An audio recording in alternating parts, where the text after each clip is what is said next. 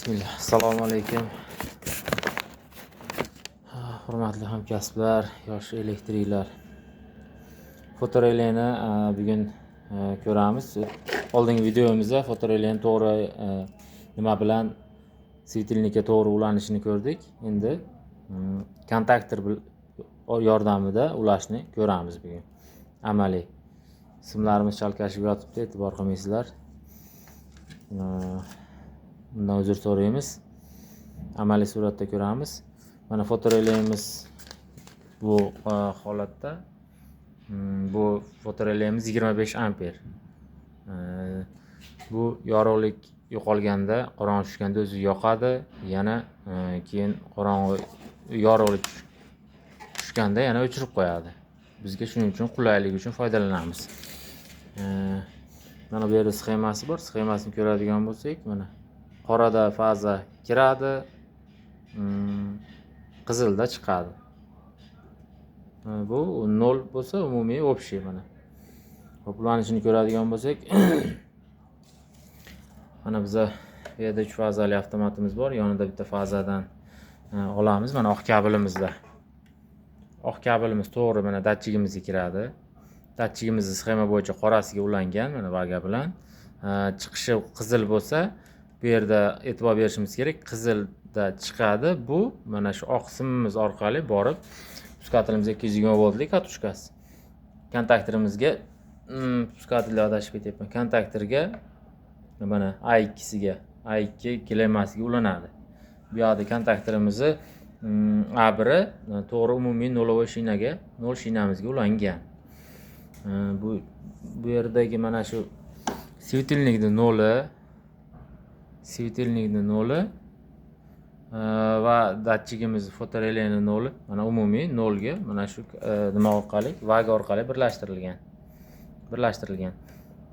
Endi svetilnikning fazasi bo'lsa, mana shu svetilnik fazasi mana shu sariq simimiz bilan kontaktorimizni mana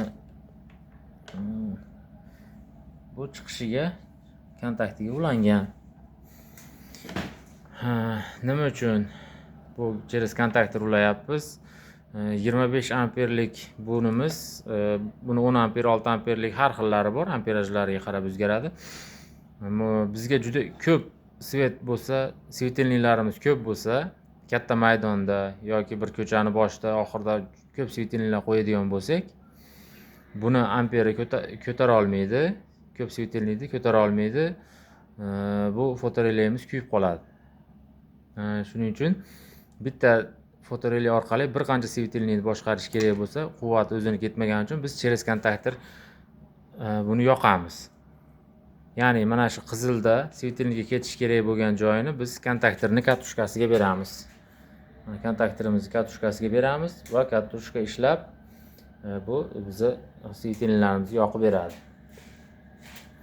Bu yerda agar quvvat ko'p bo'lsa, mana kontaktorni kattarog'ini tanlaymiz. Shunga qarab moslab olaveramiz. Hozir mana bizda faza bor.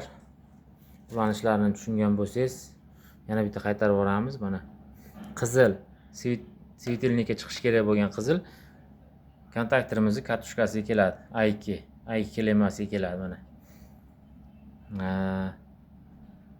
Bu kontaktorda asosiy mana shu kuch kontaktidan bu yerga svetilnikimizga ulaymiz. Farqi shunda.